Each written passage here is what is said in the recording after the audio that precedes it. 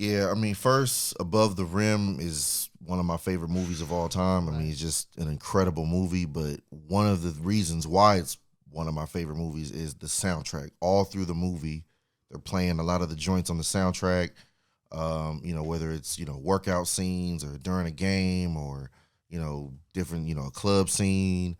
The ending with Regulate, it's Regulate might be one of the best songs to end a movie with.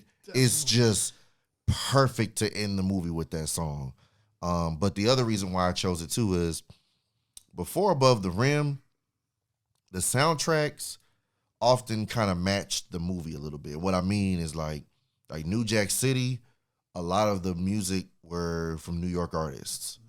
Menace to Society was mostly a lot of West Coast artists. Same with Boys in the Hood. A lot of West Coast artists on Boys in the Hood. West Coast movie, West Coast artists. Juice, a movie taking place in New York, mostly East Coast artists on that movie.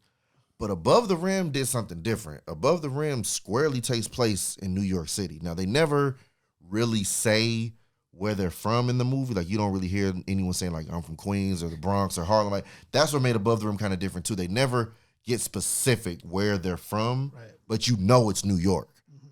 But the soundtrack is all West Coast damn near. Like, it's a West Coast soundtrack on an East Coast movie. But it works.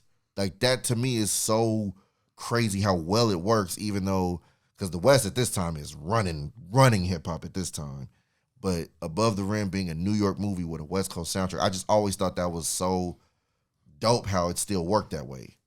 Because I feel like Juice, I don't know if it could have worked with Juice. I don't know if it could have worked with, New Jack City, or I don't know if you could have had a bunch of, East Coast songs with Boys in the Hood. I don't know if it would have worked. But for whatever reason, a New York straight East Coast movie like Above the Rim with a predominantly West Coast soundtrack, it's perfect. Yeah, because somehow. Above the Rim is kind of like a White Man Can't Jump movie, but lacking that soundtrack that really made it pop. And I feel like Above the Rim, to me, the music stood out. Yeah.